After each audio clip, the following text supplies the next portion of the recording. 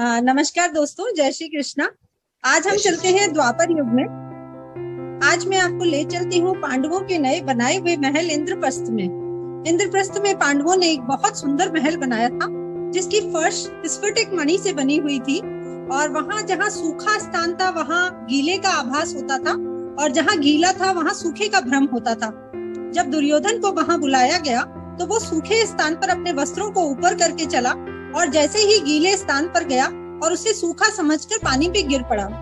द्रौपदी अपनी सखियों के साथ झरोखे से देख रही थी, और उसने एक शब्द कहा, अंधे का पुत्र अंधा। और यही महाभारत का सबसे बड़ा वाक्य बन गया, जिसकी वजह से महाभारत हुई। तो हमें अपने शब्दों को तोल तोल कर बोलना चाहिए।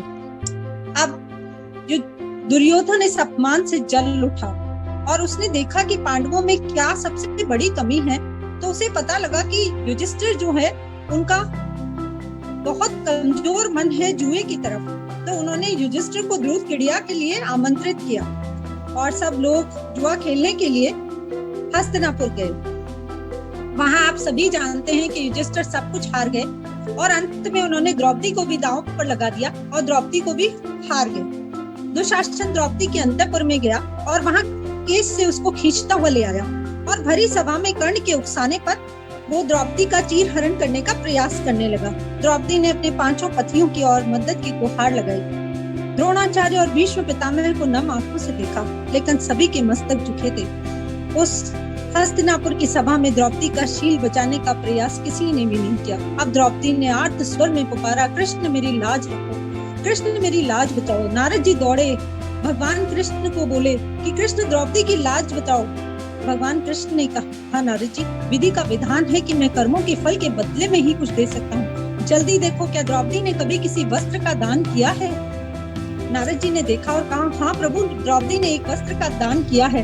और कहा, प्रभु, एक दिन महर्षि दुर्वासा नदी में स्नान कर रहे थे, और उन्होंने एकमात्र फटी हुई लंगोटी पहन रखी थी।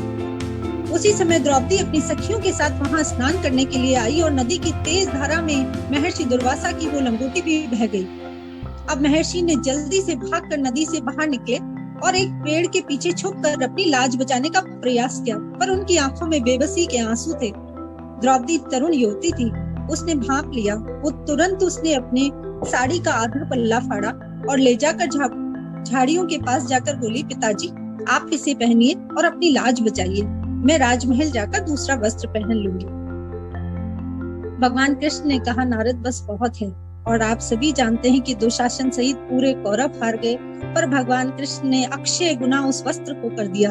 तो दोस्तों, ये कहानी हमें एक संदेश देती है कि हमें जीवन में दान पुण्य करते रहना चाहिए, तभी हमें भगवान अक्षय गुना फल दे सकते हैं। जय श्री कृष्ण।